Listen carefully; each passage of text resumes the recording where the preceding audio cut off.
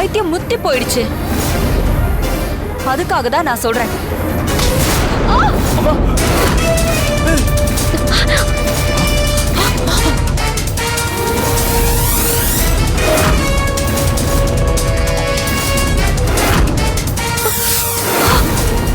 நானும் பார்த்துட்டே இருக்கேன். யாருக்கு பைத்தியம்? எனக்கா? எனக்கா பைத்தியம்? உனக்கு தான் பைத்தியம் பிடிச்சிருக்கு. முதல்ல உன்னை கொண்டு போய் தான் மென்டல் ஹாஸ்பிட்டல்ல சேர்க்கணும். என் பொறுமைக்கு ஒரு எல்லை தான் இருக்கு. இதுக்கு மேல என்னால பொறுமையா இருக்க முடியாது. என்ன பைத்தியம்னு சொன்ன உன்னை என்ன பண்றேன்னு மட்டும் பாரு. ஐயோ யாருக்கு பைத்தியம் பிடிச்சிருக்கு?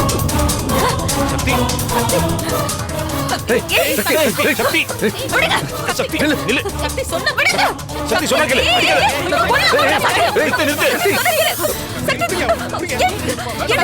நிறுத்துமா. சொன்ன விடுங்க சக்தி.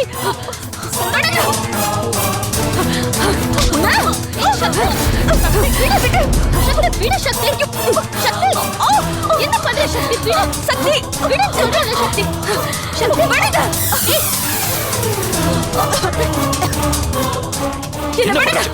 என்ன பைத்தியம்னு சொன்ன அவள நான் சும்மா விட மாட்டேன். விடுங்க. விடுங்க.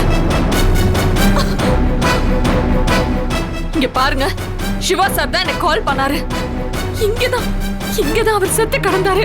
அத நான் என் 2 கண்ணால பார்த்துட்டு சொல்றேன். நீங்க எல்லாருமா சேர்ந்து எனக்கு சதி பண்றீங்களா? இதுக்கப்புறம் இங்க இருக்கிற யாரையும் நான் சும்மா விட மாட்டேன். பாத்தீங்களா சார், நான் சொன்னப்ப நீங்க யாருமே நம்பல. ஆனா பைத்தியம் முத்தி போனதுனால பாருங்க, கொலை பண்ற அளவுக்கு போயிட்டா. என்னோட உயிருக்கு எந்த பாதுகாப்புமே இல்ல சார். இப்படிலாம் நடக்கும் எனக்கு தெரிஞ்சதுனால தான் நான் ஆரம்பத்துல இருந்தே இவளை வீட்டு விட்டு துரத்துங்கன்னு சொல்லிக்கிட்டே இருந்தேன். ஆனா நான் சொன்னதை அத்தை நீங்க காது கொடுத்து கேட்கவே இல்லை. இப்ப பாத்தீங்களா, இவன் நம்ம எல்லாரையும் வச்சு செஞ்சுட்டு இருக்கான்.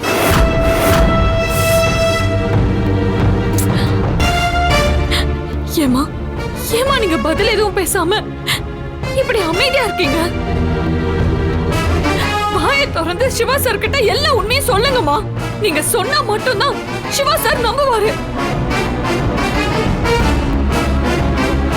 இங்க இருக்கிற எல்லாரும் சேர்ந்துதான் என்னையும் சிவா சாரையும் சேர விடாம சதி பண்ணிட்டு இருக்கீங்க.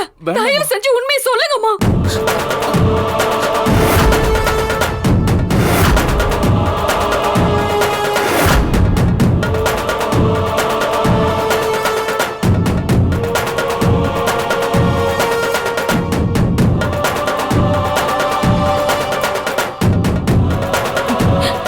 சிவா சார், நான் மறுபடியும் சொல்றேன், இவங்க எல்லாரும் நம்ம 2 பேரையும் பிரிக்க பாக்குறாங்க.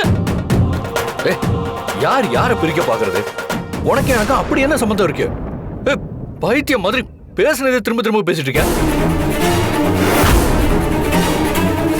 சிவா சார், இதுக்கப்புறம் இன்னொரு வாட்டி நீங்க என்ன பைத்தியம்னு சொன்னீங்க, அப்புறம் இங்க வேற மாதிரி நடக்கும். அப்படி தாண்டி சொல்லுவேன். 1000 தடவை சொல்லுவேன், நீ பைத்தியம் பைத்தியம் பைத்தியம். அடச்சி, வாய் மூடுங்க. சக்தி, சக்தி, அம்மா போதும். நான் உங்க மேல பெரிய மரியாதை வச்சிருக்கேன். இதுக்கப்புறம் இங்க யாராவது ஒரு வார்த்தை பேசுனீங்கன்னா அவ்வளவுதான்.